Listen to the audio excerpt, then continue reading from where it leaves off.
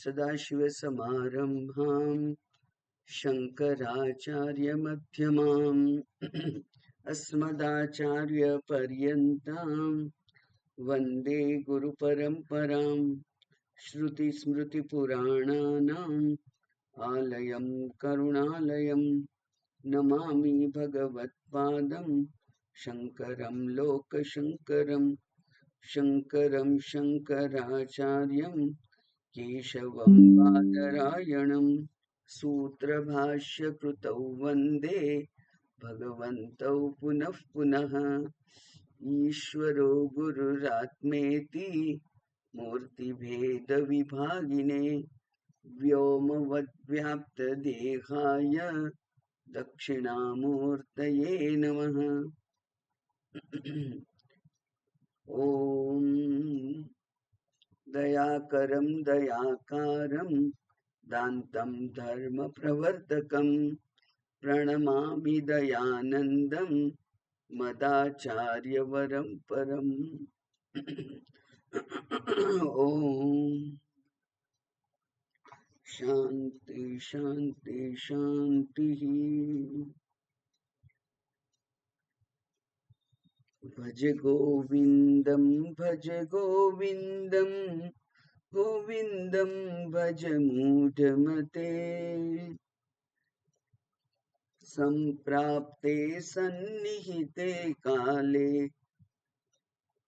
नहि रक्षति डुक्रं करणे। भज गोविन्दं गोविन्दं भज मूढमते भज गोविन्दं भज गोविन्दं मूढमते सम्प्राप्ते सन्निहिते काले नहि रक्षति डुक्रं करणे। योगरतो वा भोगरतो वा संगरतो वा संगविहीनः यस्य ब्रह्मणि रमते चित्तं नन्दति नन्दत्येव। भज गोविन्दं गोविन्दं भज मूढमते। भगवद्गीता किंचिदधीता गंगाजलनवकणिका पीता सकृदपि येन मुरारिसमर्चा क्रियते तस्य यमेन चर्चा। भज गोविन्दं गोविन्दं भज मूढमते।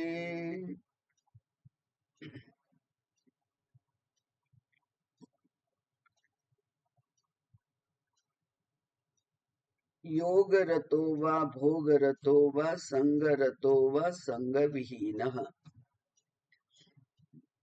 બધી જ કન્ડિશન્સ નો અહીંયા વિરોધ કર્યો છે, નિષેધ કર્યો કે આ બ્રહ્મ જ્ઞાનની ભવ્યતા કેવી છે, તો એ કે છે કે એને આમાં કોઈ કન્ડિશન નથી, શરત નથી. એ પ્રવૃત્તિમાં પણ હોય કે નિવૃત્તિમાં પણ હોય. કારણ કે પ્રવૃત્તિ નિવૃત્તિ માં તો ઇન્દ્રિય નો ઉપયોગ છે અને બ્રહ્મ નિશ્ચય માં ઇન્દ્રિયોનો કોઈ રોલ જ નથી. બ્રહ્મ નિશ્ચય માત્ર એક બૌદ્ધિક પરિપક્વતા છે, મેચ્યોરિટી છે. ઇટ્સ ઇન્ટેલેક્ચુઅલ મેચ્યોરિટી કે દેહાદી સંઘાત અંતઃકરણ એની સાથેનું તાદાત્મ્ય એટલું બધું શિથિલ થઈ ગયું હોય કે મનની જે સ્થિતિ હોય તે પણ એમાં મારી બ્રહ્મતાને કોઈ ઈજા પહોંચતી નથી. મન ગમે તેવું હોય, એટલે કે મનથી દુષ્ટ વિચાર આવ્યો. મન ક્યારેક ઉત્સાહિત હોય છે અને ક્યારેક નિરુત્સાહી થઈ જાય છે. ક્યારેક બહુ કાર્યમાં મજા આવે છે ને, અને ક્યારેક કોઈ કાર્ય કરવાનું એને ઈચ્છા થતી નથી. આ બધા તો પ્રકૃતિના ગુણ છે, અને પ્રકૃતિ પ્રકૃતિની રીતે કામ કરે. એને આત્મા સાથે કોઈ સંબંધ નથી. એટલે ખરેખર આપણી ક્ષમતા એ મનને દૂરથી જોવાની થવી જોઈએ. કારણ કે મન બહુ જલ્દી ઉત્સાહિત થઈ જાય છે, બહુ જલ્દી વિક્ષિપ્ત થઈ જાય છે, થાકી જાય છે.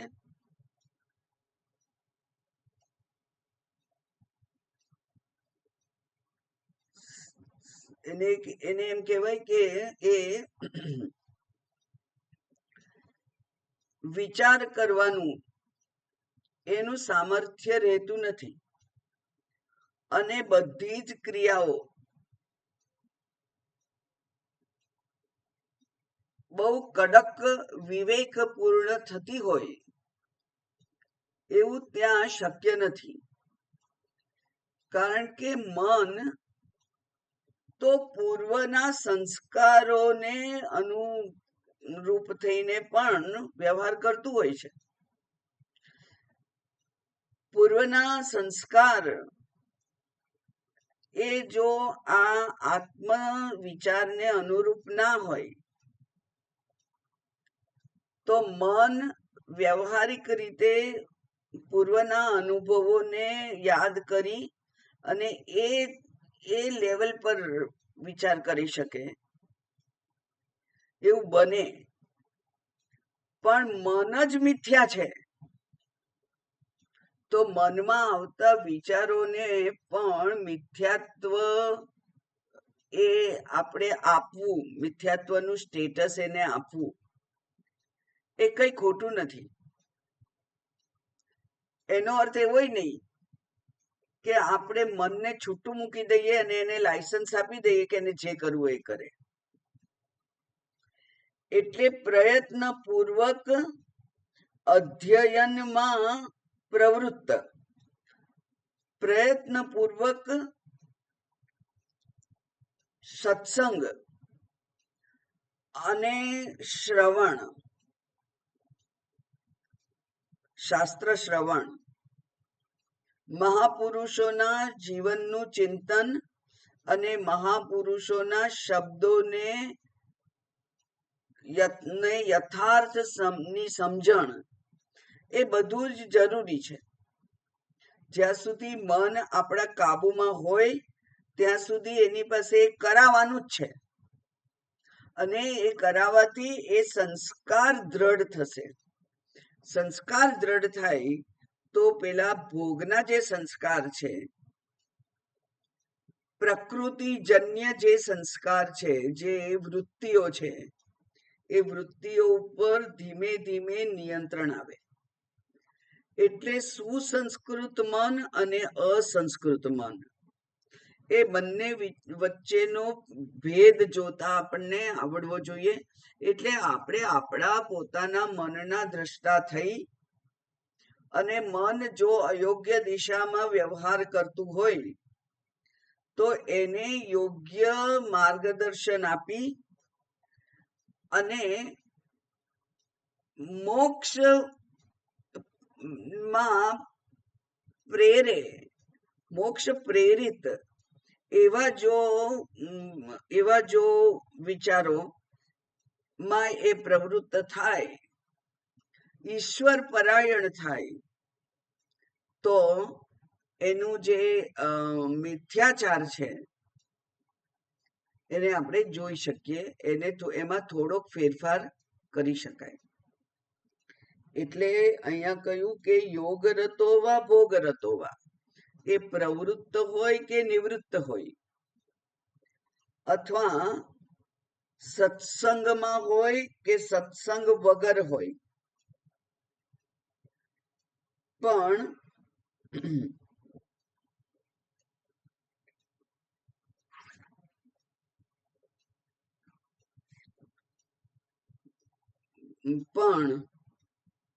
જેનું મન બ્રહ્મમાં એટલે બ્રહ્મ સ્વરૂપમાં, પોતાના બ્રહ્મ સ્વરૂપમાં, અહમ બ્રહ્મ, અને એ બ્રહ્મના લક્ષણો અનુસાર પોતાનું દિનચર્યા, જીવનચર્યા જે ગોઠવી ગઈ હોય એની, એવો જે છે તે એ નંદતી નંદતી નંદતી એવ, કારણ કે બ્રહ્મનો સ્વરૂપ લક્ષણ છે આનંદ. એટલે જ્યાં હું બ્રહ્મ છું ત્યાં દુઃખનું અસ્તિત્વ જ ના હોય. જ્યાં હું બ્રહ્મ છું ત્યાં અપૂર્ણતાનો પડછાયો પણ ના દેખાય. જ્યાં હું બ્રહ્મ છું ત્યાં અશાંત ના હોય, મન અશાંત ના હોય, કારણ કે શાંતિ, પરમ શાંતિ એ બ્રહ્મનું લક્ષણ છે. એટલે વિદ્વાનોએ, મહાત્માઓએ વિવિધ શબ્દો વાપરે છે આત્મા માટે, અને એ વિવિધ શબ્દો અનુસાર આ મારા જીવન ની જે વૈચારિક સ્તર છે એવું ગોઠવાયું હોય તો પછી આનંદ જ છે, કારણ કે સત ચિત્ત આનંદ એ બ્રહ્મનું સ્વરૂપ લક્ષણ છે. અને હું બ્રહ્મ છું એટલે એનાથી વિરુદ્ધના લક્ષણો મને મારામાં ના દેખાય. એનાથી વિરુદ્ધના લક્ષણો દેખાય ત્યારે મનની તપાસ કરવાની જરૂર છે. અને એ મન એ પ્રકૃતિમાં સંડોવાઈ ના જાય એ જોવાની એ સાધકની ફરજ છે. એટલા જ માટે સવારે ઉઠે ત્યારથી સાંજે સુએ ત્યાં સુધી વેદાંત ચિંતનમ, આ સુપ્તે આ મરણે, જ્યાં સુધી ઊંઘ ના આવી જાય ત્યાં સુધી વેદાંત ચિંતન, અને જ્યાં સુધી મૃત્યુ ના આવી જાય ત્યાં સુધી વેદાંત ચિંતન, એ જ ખરેખર તો કરવા યોગ્ય છે. એટલે એવું હોય તો નંદન જ છે, આનંદ જ છે. એટલે ખુલ્લી આંખે કે બંધ આંખે બ્રહ્મ દર્શન થવું જોઈએ. મનને પણ જો પ્રકૃતિને, બહારના પદાર્થોને આપણે બ્રહ્મત્વ થી આવૃત જોઈએ તો આપણા પોતાના જ મનને બ્રહ્મત્વથી આવૃત કેમ ના જોઈ શકાય? માત્ર પ્રેક્ટિસનો સવાલ છે. એટલે ભગવાને એટલા જ માટે કહ્યું, જ્યારે અર્જુને પૂછ્યું ત્યારે કે ભાઈ મનને કેવી રીતે હું હેન્ડલ કરું, તો એ કે છે થાય, ભગવાન કે છે અભ્યાસેન તું વૈરાગ્યેણ ચ, અભ્યાસથી અને વૈરાગ્યથી આ મન ઉપર નિયંત્રણ આવી શકે. આ મન ઉપર નિયંત્રણ લાવવા માટે જે બ્રહ્મ વિચારની વાત કરી, ત્યાં પછીના શ્લોક છે એમાં ભગવદ્ ગીતાનો ઉલ્લેખ કરી, અને ભગવદ્ ગીતા તો શું છે? તો ભગવદ્ ગીતા શું, ઉપનિષદ શું, બ્રહ્મ વિદ્યાયામ યોગ શાસ્ત્રે, એવું બધું કહેલું છે. તો એ તો બ્રહ્મ વિદ્યા જ છે, ઉપનિષદ વિદ્યા છે, ઉપનિષદનું જ્ઞાન છે. તો ત્યાં ભગવદ્ ગીતાની ઉલ્લેખ કરી, અને તે પણ કેવું કહ્યું છે, કિંચિદ અધીતા. એટલે ભગવદ્ ગીતાના આપણે ભલે માસ્ટર ના થઈ ગયા હોઈએ, પણ ભગવદ્ ગીતાનું આધ્યાત્મિક દ્રષ્ટિકોણથી વિચાર કર્યો હોય, એટલે કે ગુરુ પાસે ગુરુના સાનિધ્યમાં પૂર્વના આચાર્યોના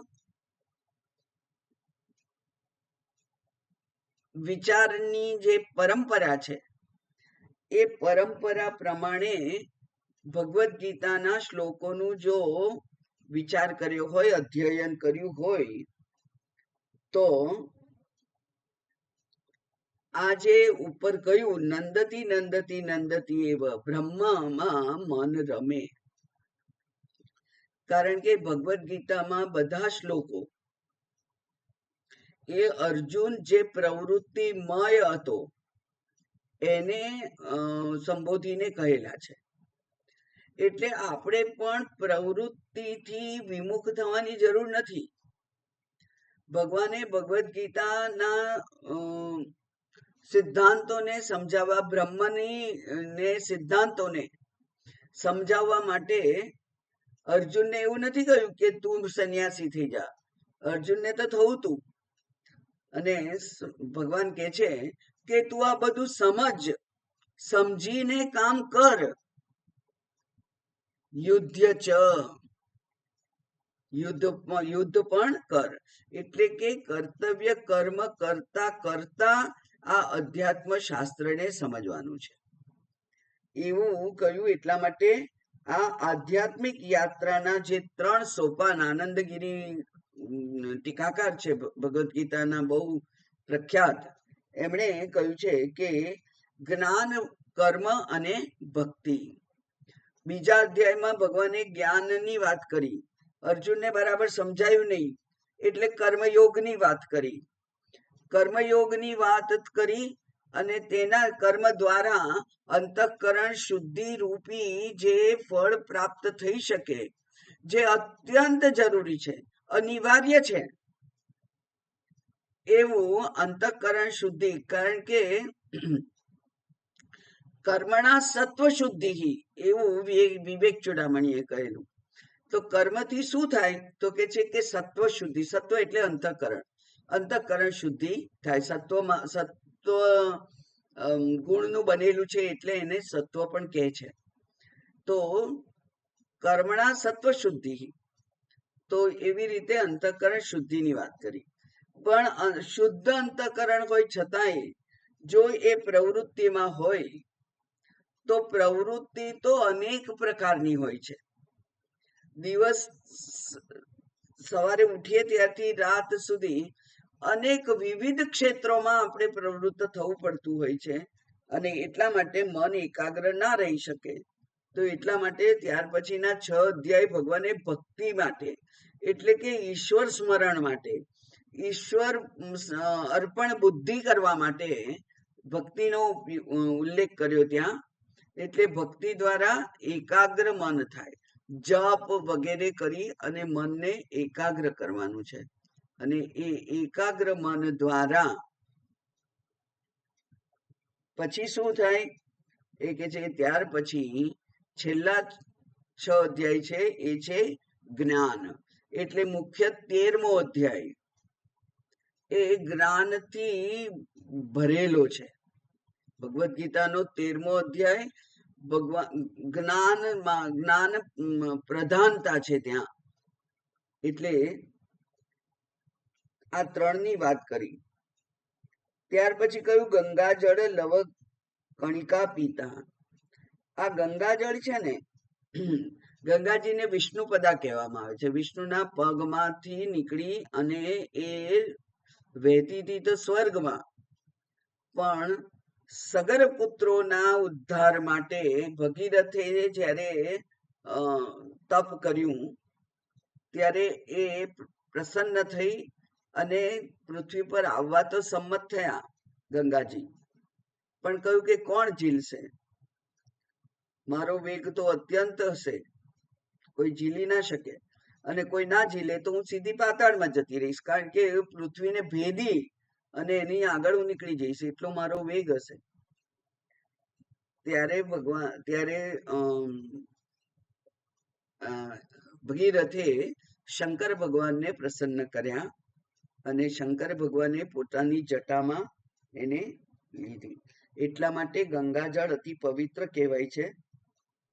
ભક્તિ માર્ગીઓ માટે એ કર્મ છે, કારણ કે જળથી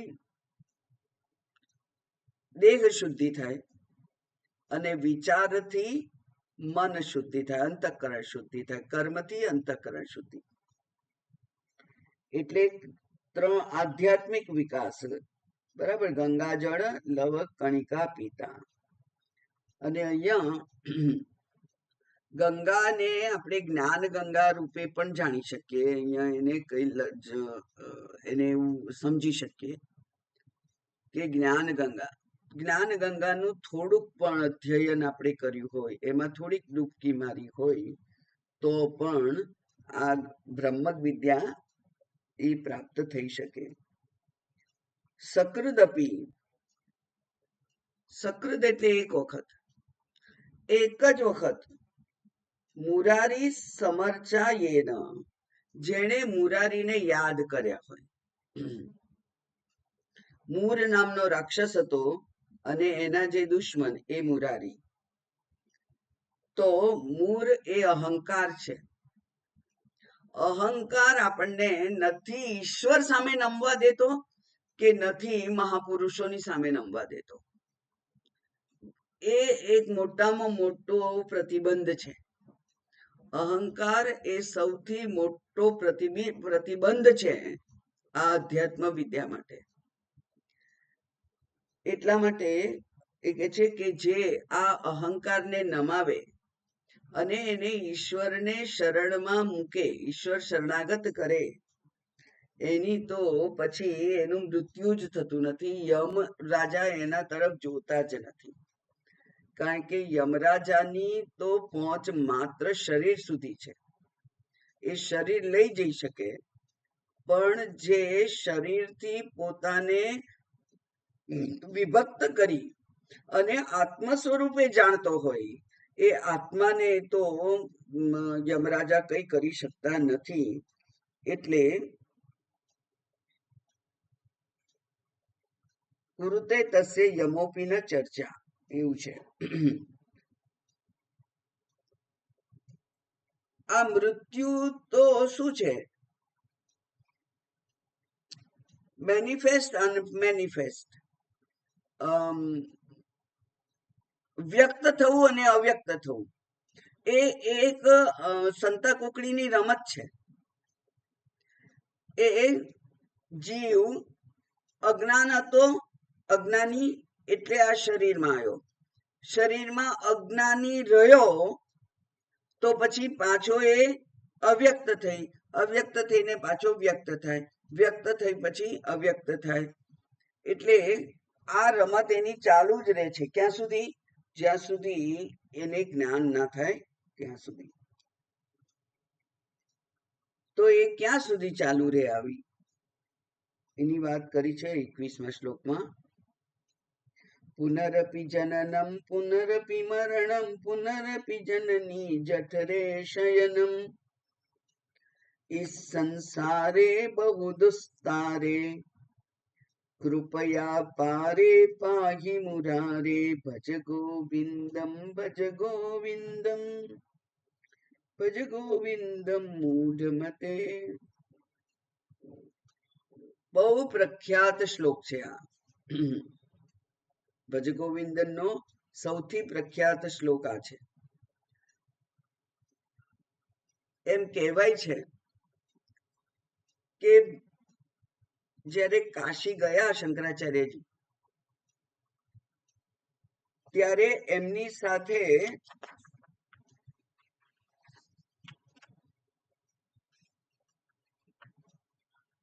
14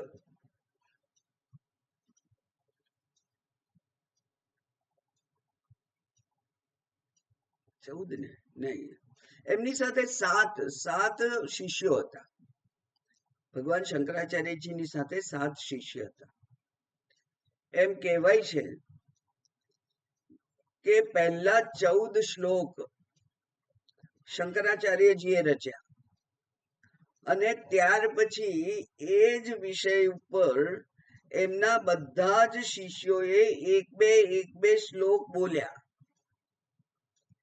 એટલે આ આખું જે ભજ ગોવિંદમ સ્તોત્ર છે, આખું શંકરાચાર્યજીએ નથી લખેલું.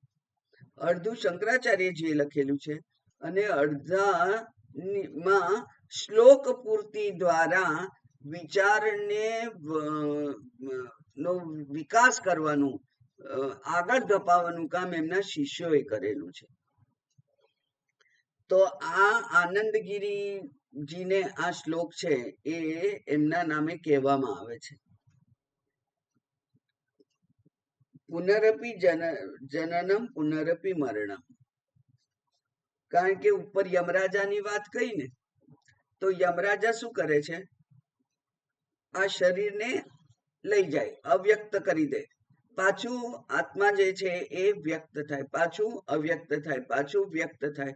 એટલે જીવાત્માનું જે મુસાફરી છે, જર્ની છે, એ ચાલુ રહે છે. વ્યક્ત અવ્યક્તમાં એમની મુસાફરી ચાલુ રહે છે. એ ક્યાં સુધી છે, તો એ કે છે આમ તો અનંત છે, પણ એને અનંત ના કહેવાય. અવિદ્યા પણ અનાદિ છે, પણ જ્યારે વિદ્યા પ્રાપ્ત કરીએ ત્યારે અવિદ્યા રહેતી નથી. એટલે આત્મજ્ઞાન થાય પછી અવિદ્યા એટલે કે દેહ બુદ્ધિ રહેતી નથી.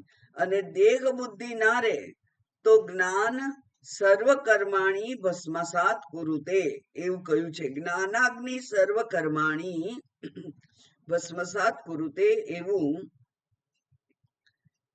ભગવદ્ ગીતાનો શ્લોક છે. એટલે જ્યારે એને જ્ઞાન થઈ જાય, અહમ બ્રહ્માસ્મિ નિશ્ચય થઈ જાય, ત્યારે પછી એ જ્ઞાનાગ્નિથી કોઈ પણ પૂર્વના કર્મો પણ, સંચિત કર્મો પણ શેષ રહેતા નથી, બધા બળીને ભસ્મ થઈ જાય છે. અને એટલે બીજ ના હોય તો વૃક્ષ થાય નહીં. માટે પૂર્વના કર્મોનું, સંચિત કર્મોના બીજ જ નથી રહેતા. એટલે હવે એને ફરીથી શરીર ગ્રહણ કરવાનો પ્રસંગ ઉભો થતો નથી. એટલા માટે અજ્ઞાન જે છે એ અજ્ઞાનથી જ્ઞાન વિરુદ્ધ છે. એટલે અજ્ઞાનનો વિરોધ જ્ઞાન કરે તો જ્ઞાન આવે એટલે અજ્ઞાને જતું રહેવું પડે. જેવી રીતે તમ પ્રકાશવત, એવું શંકરાચાર્યજીએ અધ્યાસ ભાષ્યમાં કહ્યું છે કે અજવાળું આવે એટલે અંધારાએ જતું રહેવું પડે.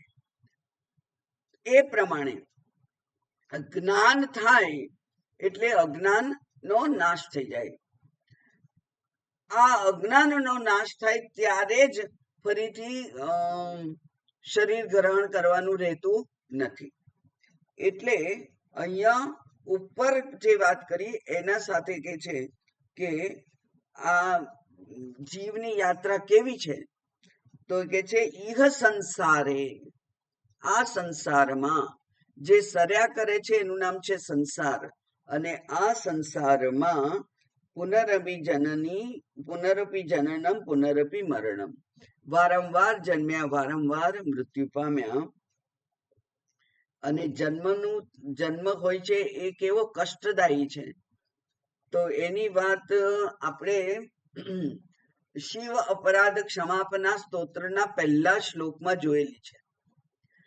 એ જીવ જ્યારે માના ગર્ભમાં આવે છે ત્યારે એટલી પ્રતિકૂળ પરિસ્થિતિ છે, અત્યંત ગરમી છે, ઘણા બધા એસિડ્સ છે, એટલે એને અંગમાં બળતરા થાય છે. આવું બધું એ સહન કરે છે. ગંદકીની વચ્ચે એક જગ્યામાં એને રહેવાનું છે. એટલા માટે એને કહ્યું કે પુનરપી જનની જઠરે શયનમ. એટલે ગર્ભવાસ અત્યંત દુઃખદ છે, અસહ્ય દુઃખ હોય છે ત્યાં. અને જીવ ત્યાં હોય ત્યારે ભગવાનને પ્રાર્થના કરે છે કે ગયા જે શરીર જતું રહ્યું એમાં તો મેં આપને પ્રાપ્ત કરવાનો પ્રયત્ન ના કર્યો, પણ હવે તો એવી ભૂલ નહીં જ કરું અને હું આ મારા સ્વરૂપને જાણવાનો પૂરો પ્રયત્ન કરીશ. પણ જેવો એનો જન્મ થાય છે, દુઃખમાંથી રાહત મળે છે થોડીક ટેમ્પરરી, અને એ પોતે કરેલા બધા જ સંકલ્પોને ભૂલી જાય છે અને પછી માની માયામાં લપેટાઈ જાય છે, કુટુંબની માયાથી એ ઘેરાઈ જાય છે, પછી એને કોઈ સંકલ્પ યાદ આવતો નથી. એટલે બાળપણ, કિશોરાવસ્થા, યુવાની બધું જતું રહે છે, પણ આ વિચાર પાછો એને આવતો નથી. એવી એક વાર્તા છે. યોગ વશિષ્ઠ રામાયણમાં એક વાર્તા આવે છે કે જેમાં પેલો જીવ છે, વ્યક્તિ, એ દોડતો દોડતો આવતો હતો અને કૂવામાં પડ્યો તો બીકથી રસ્તા આગળ જે એક પેલું પીપળા ઉગેલા હોય છે આજુબાજુમાં દિવાલોમાં, એક ઝાડની ડાળખી એનાથી પકડાઈ ગઈ. એટલે ઝાડની ડાળખી પકડી લીધી. વાઘ પાછળ પડ્યો તો એટલે દોડેલો, એટલે ઉપર તો વાઘ છે, નીચે દ્રષ્ટિ કરે છે ત્યાં બહુ મોટા મોટા સર્પ છે, નાગ છે. એ કાંટાવાળું ઝાડ પકડાઈ ગયું છે, તે છૂટતું નથી, અને છતાંય એટલી બીક લાગે છે કે એ મૂળ ઝાડનું જે મૂળ છે, એ મૂળમાં એક ઉંદર પોતાની ચાંચથી ત્યાં કંઈક જાણે ખાવા માટે પ્રયત્ન કરે છે. હવે ઉંદર જો એને ધીમે ધીમે ધીમે ધીમે કરી અને તોડી શકે અને મૂળ એનું જો ઢીલું પડી જાય તો પોતે ઝાડની સાથે નીચે પડવાનો છે એવું એને ખબર છે. આટલી બધી પ્રતિકૂળતાઓમાં પણ ઉપર જે ઝાડ હતું ત્યાં પવન આવ્યો જરા જોરથી, અને મધપૂડો હતો, એ મધપૂડો હાલ્યો, મધમાખીઓ ઉડી, એની બીક લાગી એને, પણ એ મધમાખીઓ ઉડી, મધપૂડામાંથી મધ ટપકવા માંડ્યું, અને મધને માટે એ જીભ આગળ કરી અને મધ ચાટવામાં મશગુલ થઈ ગયો. આ સંસાર એવો જ છે. કંઈક સુખની પડછાયો દેખાય અને વ્યક્તિ એને જાણે પકડવા માટે દોડે. તો આ સંસાર રૂપી સાગર છે, કેવો છે? બહુ દુસ્તારે, એ તરી શકાય એમ નથી, દુસ્તાર છે, પણ ના જ તરી શકાય એવું નથી. દુઃખેના તરતુમ શક્ત, દુઃખથી એટલે કે બહુ જ પ્રયત્નોથી સંસાર સાગર તરી શકાય. અધ્યાત્મ શાસ્ત્રમાં અતિશય પ્રયત્ન કરી અને પોતાના પગ સ્થિર કરી, મન સ્થિર કરી, બુદ્ધિ ત્યાં સ્થિર કરી અને જો વિચાર કરવામાં આવે તો સંસાર તો મનમાં જ છે. બહારના જે પદાર્થો છે ત્યાંથી છૂટવાનું નથી, કારણ કે અનાત્મા તો આ શરીરથી માંડીને બધું છે, તો શરીર છોડી દેવાનું નથી, શરીરને રાખવાનું છે. શરીર રાખવા માટે બાકીના બહાર જે પદાર્થોનું જરૂર પડે એનું સેવન કરવાનું છે. એટલે યોગ્ય યથાર્થતા રાખી અને યોગ્ય વિચારથી આ બધા જ પદાર્થોનું સેવન કરવું પડે, જરૂરિયાત જેટલું. એની વાત પછીના શ્લોકમાં કરવાના જ છે. પણ જો એમ કરો તો સંસારને તરી પણ શકાય એમ છે, અને એટલે બહુ દુસ્તારે ગયું છે. પણ જ્યારે કોઈ પણ અત્યંત કઠિન એવું જો પરીક્ષા હોય, અત્યંત કઠિન એવું કામ હોય, તો વ્યક્તિનામાં એટલી તો સૂઝ હોવી જોઈએ કે મારી એકલાની શક્તિથી આ થઈ શકે એમ નથી. એટલે જ્યારે જ્યારે આપણને આપણી શક્તિઓની મર્યાદા જણાય ત્યારે ત્યારે પરમાત્માની કૃપાની પણ આવશ્યકતા છે, એટલે કે પ્રાર્થના પણ કરવી જોઈએ. પ્રાર્થના માટે જે કંઈ કરવું પડે બધું જ કરવું જોઈએ. ઈશ્વરની કૃપા, ઈશ્વરનો અનુગ્રહ પ્રાપ્ત કરવા માટે પૂજા, અર્ચના, પ્રાર્થના, ઉપવાસ, તીર્થયાત્રા બધું જ જરૂરી છે. કારણ કે આ જે શરીરના જે પોતાને સલામત ક્ષેત્રમાં જ રાખવાની ટેવ પડી છે, એનાથી ઈશ્વર સ્મરણ નથી થતું. બધું જ ધ્યાન માત્ર શરીર ઉપર રહે છે. કઠિન પરિસ્થિતિઓમાં જ પરમાત્મા યાદ આવે છે.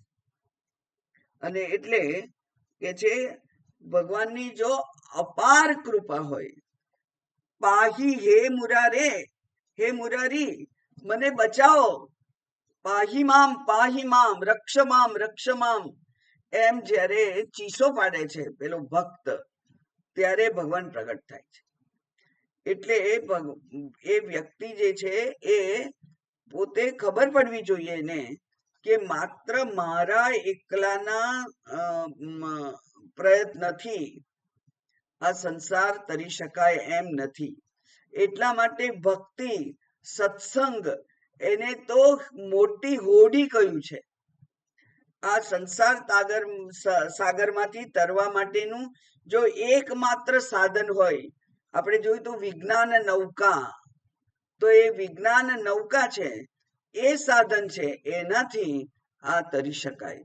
એટલે ભક્તિની જરૂર છે. ત્યાં કહ્યું કે હે ભગવાન તમે મને તારો.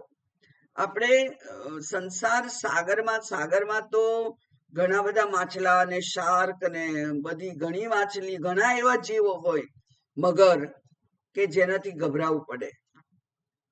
માત્ર બાહ્ય દુશ્મનોથી જ ગભરાવાનું નથી, આપણે તો આંતર દુશ્મનો પણ એટલા જ છે.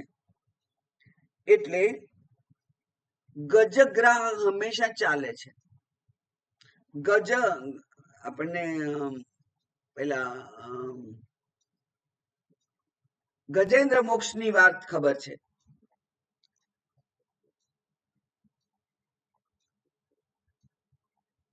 ભક્તિ શાસ્ત્રમાં, પુરાણોમાં તો ગજેન્દ્ર મોક્ષ છે, પ્રહલાદજીની વાર્તા છે, ધ્રુવજીની વાર્તા છે, દ્રૌપદીના પ્રસંગો છે, અહલ્યાના પ્રસંગ છે, નરસિંહ મહેતાના પ્રસંગો છે, ઘણા બધા પ્રસંગો છે કે જ્યાં જે આપણને એમ વિચાર કરવા માટે ફરજ પાડે છે કે મારા એકલાના પ્રયત્નથી આ સંસારમાંથી દૂર નીકળી શકાય એમ નથી. એટલે ભક્તિનું જે ચરણામૃત છે એ લેવું પડે આપણે, અને પરમાત્માના શરણે જવું પડે, પરમાત્માને કહેવું પડે કે પાહી મામ તમે મારું રક્ષણ કરો, હું તમારો ભક્ત છું. એવા જ આ બાહ્ય શત્રુ અને આંતર શત્રુઓને મહાત કરીને એમને હરાવી અને આ જે આત્મતત્વ છે એને આપણે પ્રાપ્ત કરવાનું છે. જે પ્રાપ્ત જ છે, પણ આ શત્રુઓ દ્વારા જે આપણને એના દર્શન નથી થઈ શકતા, એને દૂર કરવાના છે. એટલે આંતર શત્રુ બાહ્ય શત્રુથી દૂર થઈ, એનાથી બચી અને હે ભગવાન આ અપાર સંસારમાંથી તમે મને પાર કરો, એવી શરણાગતિ પણ હોવી જોઈએ. એ શરણાગત ભક્તો જે હોય છે એમનું જીવન કેવું હોય છે? તો કે છે રથ્યાચરપટ વિરચિત કંત પુણ્ય વિવર્જિત પંથ યોગી યોગ નિયોજિત ચિત્ત રમતે બાલોન્મત્ત દેવ તદ્વદ એવ ભજ ગોવિંદમ ભજ ગોવિંદમ. રથ્યા ચરપટ વિરચિત કંથ. કંથ એટલે ગોદડી.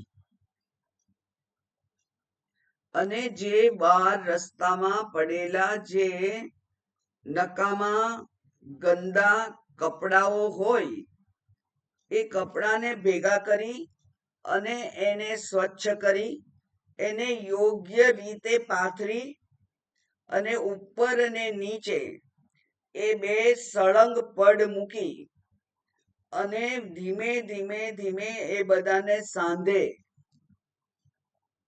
એવી ગોદડી.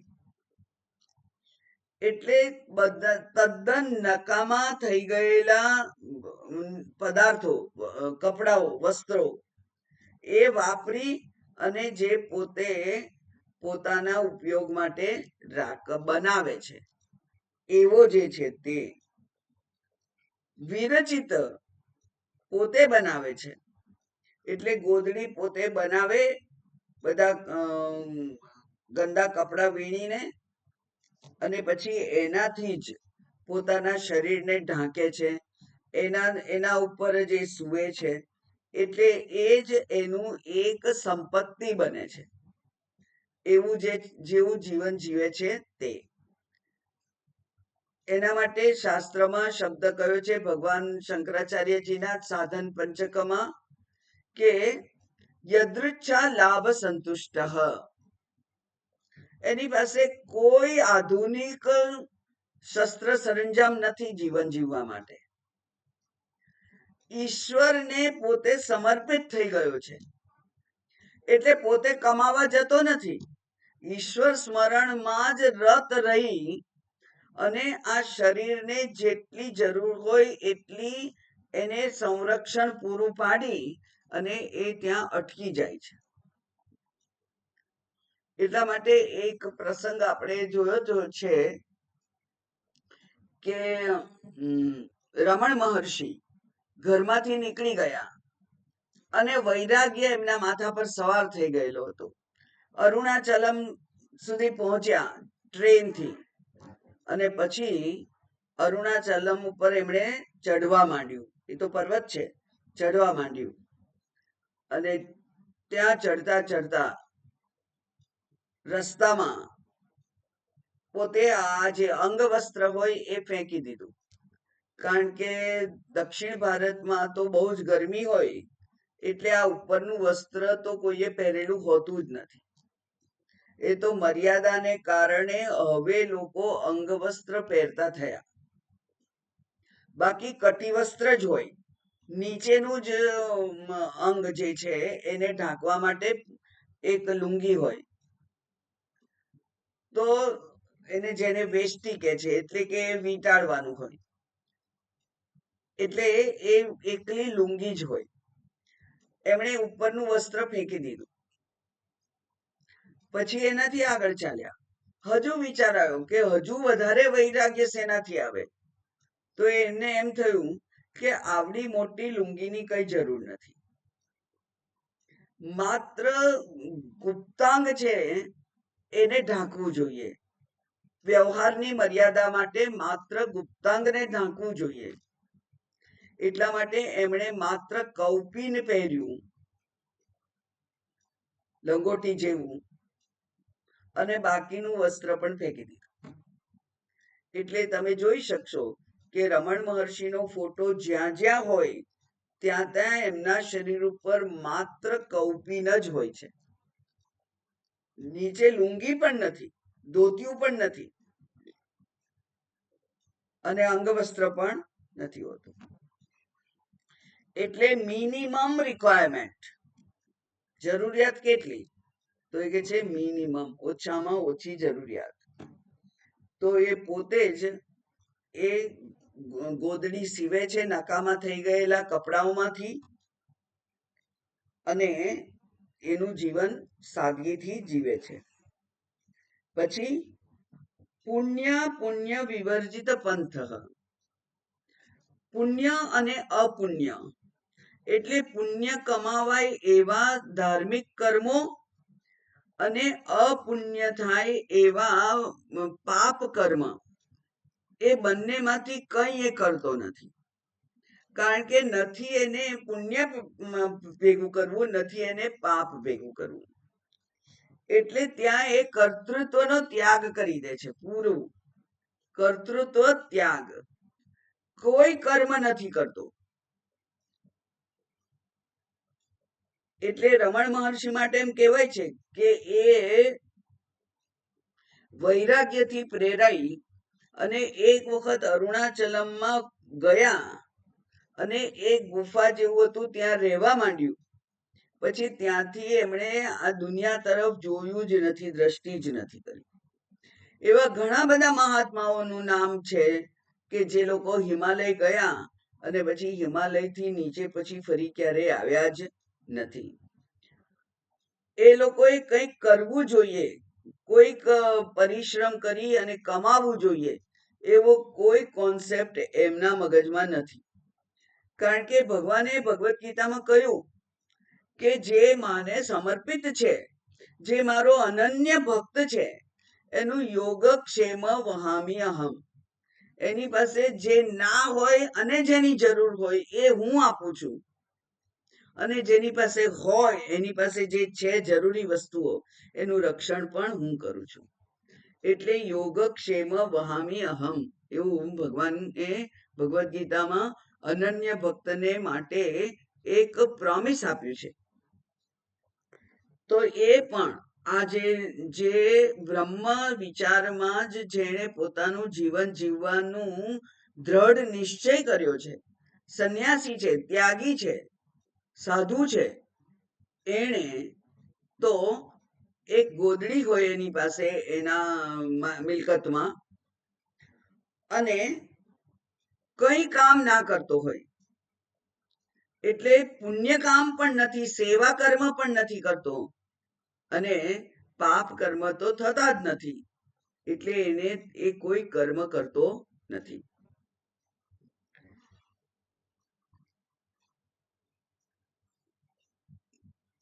ચિન્મયાનંદજી પત્રકાર હતા અને એમને આવું ખબર પડી, બધાઓને વિચાર આવ્યો હશે એ જે મેગેઝિન વાળાને, કે આ સાધુઓ બધા હિમાલયમાં રહે છે, કંઈ પણ પ્રવૃત્તિ કરતા નથી, આ સમાજને ચલાવવા માટે એમનું કોઈ યોગદાન એ આપતા નથી, હટ્ટા કટ્ટા હોય છે અને તોય કોઈ યોગદાન આપતા નથી, માત્ર બેસી રહે છે અને બેસી રહે છે અને રોટી ને કપડા બે વસ્તુ તો વાપરે જ છે. એટલે કે એ અન્નગણ પણ વાપરે છે અને કપડા પણ પહેરે છે. તો આ બંને વસ્તુઓ એ પોતે કમાયા જ નથી કશું, તો એમને એ વાપરવાનો હક ક્યાંથી હોય? એટલા માટે એ બધા પરોપજીવી છે, પેરેસાઇટ્સ છે, એમ કરી અને સાધુઓના જીવનને તપાસવા માટે ચિન્મયાનંદજીને મોકલેલા હિમાલયમાં. થયું એવું કે ચિન્મયાનંદજીએ તો બધા સાધુઓના જીવન જોયા, એમના વિચારો સાંભળ્યા, અને ખરેખર અહીં જ જ્ઞાન છે એમ એમને જ્યારે ખાતરી થઈ, ત્યારે એ પણ પાછા હિમાલય પહોંચી ગયા અને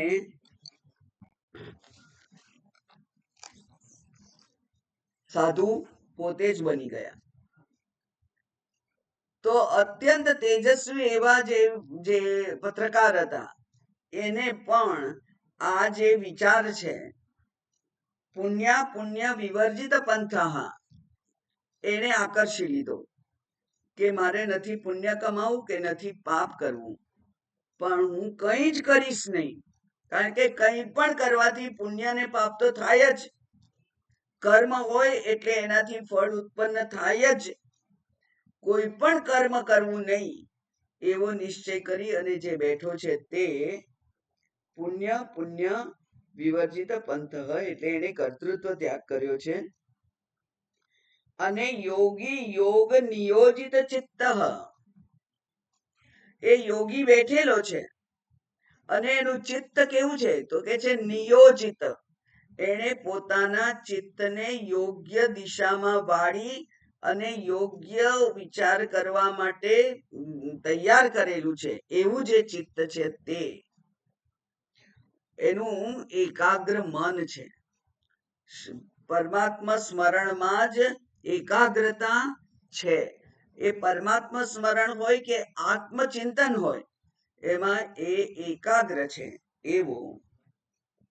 અને એ કેવો છે તો કે છે રમતે, એ આનંદ કરે છે. કેવી રીતે? બાલોન્મત્તવદ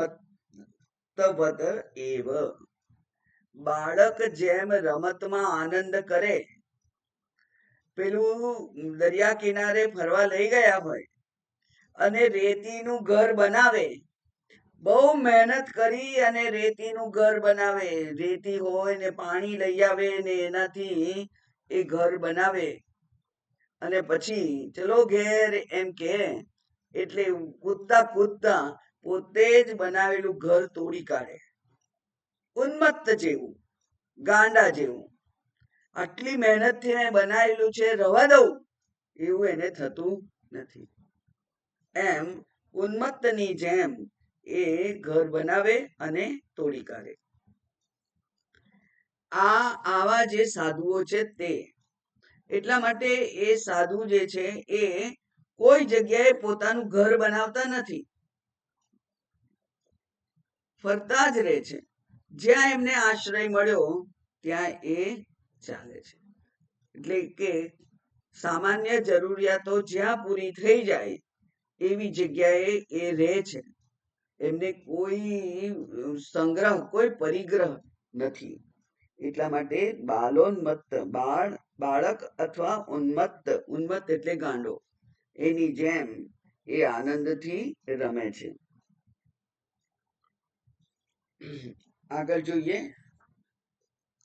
કસ્ત્વં કોહમ કુત આયાતઃ કામે જનની કોમે તત કોમે તાતઃ ઇતિ પરિભાવય સર્વમસારમ વિશ્વમ ત્યક્ત્વા સ્વપ્ન વિચારમ ભજ ગોવિંદમ ભજ ગોવિંદમ ગોવિંદમ ભજ મૂઢમતે. કસ્ત્વમ કહ અહમ કુત આયાતઃ કામે જનની કોમે તાતઃ. આટલા બધા પ્રશ્નો એ પૂછે છે. કોઈ એક જગ્યાએ વાર્તા આવે છે કે પેલા યોગીને કોઈએ પૂછ્યું કે તમારી પત્ની મળવા આવી છે. તો એમણે કહ્યું કે કયા જન્મની પત્ની? કારણ કે અત્યાર સુધી અનંત જન્મો થઈ ગયા મારા, તો દરેક જ વખતે પત્ની હશે. તો એ કઈ પત્ની મળવા આવી છે? તો પોતે આ જે મનુષ્ય શરીર મળ્યું છે એમાં પહેલા જે ગૃહસ્થાશ્રમ ના જે સગાવાલાઓ હતા, એ સગાવાલાઓને પોતે છોડી અને આત્મવિચાર કરવા નીકળી તો પડેલો છે, પણ મેં શું છોડ્યું એનું પણ એમને કદી જ્ઞાન રહેતું નથી. એટલે જે છૂટ્યું એ છૂટી જાય છે, એનો કદી ફરી વિચાર જ ના કર્યો હોય. તો મારા મા હતા કે મારા પિતાજી હતા, મારી પત્ની હતી, મારા બાળકો હતા, મારું ઘર હતું, કંઈ પણ એને યાદ રહેતું નથી. એ બધું જ ભૂલી જાય છે. ભૂલી જાય છે એટલે કે એને યાદ નહીં આવતું હોય. એને યાદ આવતું હોય તો એને જ્યારે પણ યાદ આવતું હશે ત્યારે એને એની ગણના નહીં કરી હોય. એવો જેનું વ્યવહાર છે તે. એટલે કે છે કે આ તમે કોણ છો, હું કોણ, ક્યાંથી આયા છીએ આપણે બધા, માતા કોણ, પિતા કોણ, કઈ જ જેને આવડતું નથી એવો વિચાર કરવાનો છે. ઇતિ પરિભાવય, એવો વિચાર કરો કે આપણે, હું કોણ છું, તું કોણ છે, આ જગત શું છે, ઈશ્વર કોણ છે, ક્યાંથી આવ્યો છું, ક્યાં જઉં છું, શું મારું લક્ષ્ય છે, એવો વિચાર કરો. અને એ વિચાર કરી અને સર્વમ વિશ્વમ અસાર, અને આખું વિશ્વ કેવું છે? અસાર છે. એમાં કોઈ સાર નથી, એની કોઈ રીતે વળગવા જેવું નથી. પરમાત્માનંદજી એમ કે આ જગત છે એ વળગવા જેવું સારું નથી અને તિરસ્કાર કરવા જેવું ખરાબ નથી. એનો તિરસ્કાર નહીં, પણ આ મારા કામનું નથી. માત્ર એક જ ઉપાય કે આ મારા કામનું નથી. જેમ ટાલિયો માણસ હોય, એને ગમે તેવો સારો કાંસકો બતાવો કે શેમ્પુ બતાવો, એમાં એને કોઈ રસ હોય નહીં, એને મારા કામનું નથી. હા, સારું છે પણ મારા કામનું નથી. એમ એ સર્વમ અસારમ વિશ્વમ ત્યક્ત્વા, ત્યાગી. અને કેવી રીતે ત્યાગવાનું? તો કે છે સ્વપ્નની જેમ ત્યાગીને. સ્વપ્નમાં ગમે તેવા ભોગ થયા હોય, એ જાગીને પછી એને આપણે યાદ કરતા નથી. સ્વપ્નમાં આપણે બહુ સરસ પાર્ટીમાં હતા, ઉઠી ગયા પછી, જાગી ગયા પછી એ પાર્ટી રહી ગઈ એવો વસવસો રહેતો નથી. એટલે પાર્ટી જેવું કઈ તે વખતે જાગીને પછી યાદ જ આવતું નથી. એટલે નથી બહુ સરસ છૂટી ગયું એનું દુઃખ થતું, કે બહુ સરસ મળી ગયું કદાચ તો એનું સુખ થતું. સ્વપ્ન જેમ સરી જાય છે, ઉઠતાની સાથે જ એક સેકન્ડ કદાચ યાદ હોય, જો કોઈક અકસ્માતથી જાગી ગયા હોઈએ સ્વપ્નમાં, તો એ થોડીક વાર માટે, થોડી સેકન્ડ માટે યાદ રહે કદાચ, પણ એનાથી વધારે યાદ રહેતું નથી. એટલે આ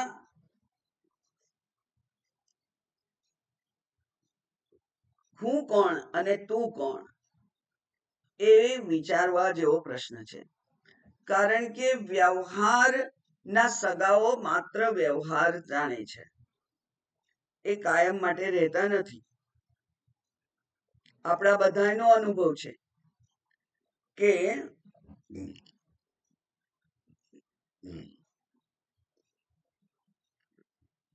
પત્ની 4 રસ્તા સુધી મૂકવા આવે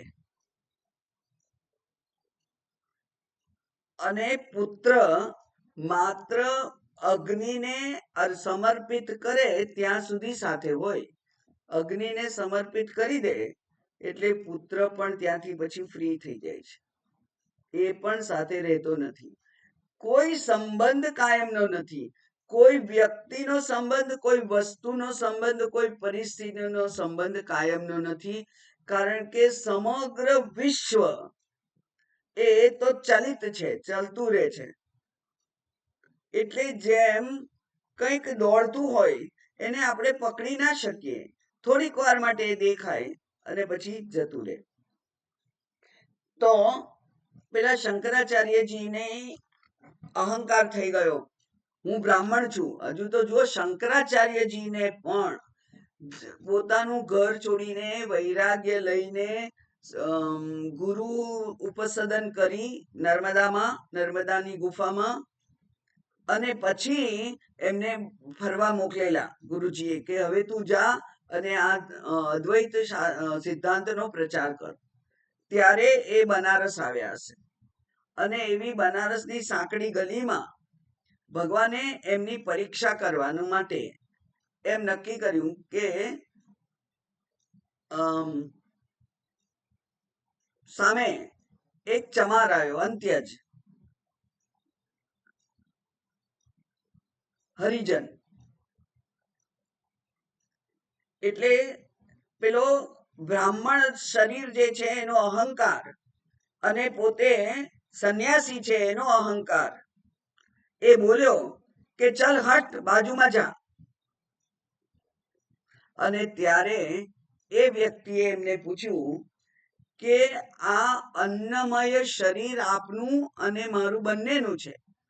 તો આપના અન્નમય શરીરથી મારું અન્નમય શરીરને દૂર કરવાનું કહો છો આપ, કે ચૈતન્યમ એવ ચૈતન્યાત, કે આપના ચૈતન્ય રૂપ આત્માથી આ ચૈતન્ય રૂપ આત્માને દૂર કરવાનું કહો છો. અને શંકરાચાર્યજીનું જે અદ્વૈત જ્ઞાન હતું એ હલબલી ગયું, કારણ કે શરીરો પણ બધાના અન્નથી જ બનેલા છે, અન્નથી પોસાય છે, અન્નમાં મળી જાય છે. એમાં મારું શરીર અને તમારું કોઈક હરિજનનું શરીર બે જુદું, અડકાય નહીં, એવું કોણે કહ્યું? અને આત્મા પણ એ પણ ચેતન શુદ્ધ આત્મા છે અને અહીં પણ ચેતન શુદ્ધ આત્મા છે. તો તમે કોને દૂર થવાનું કહી રહ્યા છો? અને ત્યારે શંકરાચાર્યજી હાલી ગયા, એમને પોતાના ભૂલ સમજાઈ અને પોતે એ અંત્યજના ચરણમાં પડી ગયા. અને ત્યારે ભગવાન ત્યાં પ્રગટ થઈ ગયા. ભગવાને જ એમની પરીક્ષા કરવા માટે બ્રાહ્મણત્વનું જે અહંકાર હતો, યોગી હોવાનો, સંન્યાસી હોવાનો જે અહંકાર હતો, એ અહંકારને જ્યારે નીચો નમ્યો ત્યારે જ આ એકત્વનું જ્ઞાન થાય. એટલે આ હું કોણ, તમે કોણ, એ કોઈ સંબંધ છે જ નહીં. તો પછી એને વળગી રહી અને આત્મવિચાર છોડી દેવો એ કઈ ડાપણની વાત છે? એવું કે છે. એટલા માટે કે છે, સ્વપ્નની જેમ આ સંસારને છોડી દો અને આત્મવિચાર કરો. બાકી આપણે આવતીકાલે જોઈશું. ઓમ પૂર્ણમદ પૂર્ણમિદમ પૂર્ણાત પૂર્ણમુદચ્યતે પૂર્ણસ્ય પૂર્ણમાદાય પૂર્ણમેવાવશિષ્યતે. ઓમ શાંતિ શાંતિ શાંતિ. હરિ ઓમ. શ્રી ગુરુભ્યો નમઃ. હરિ ઓમ.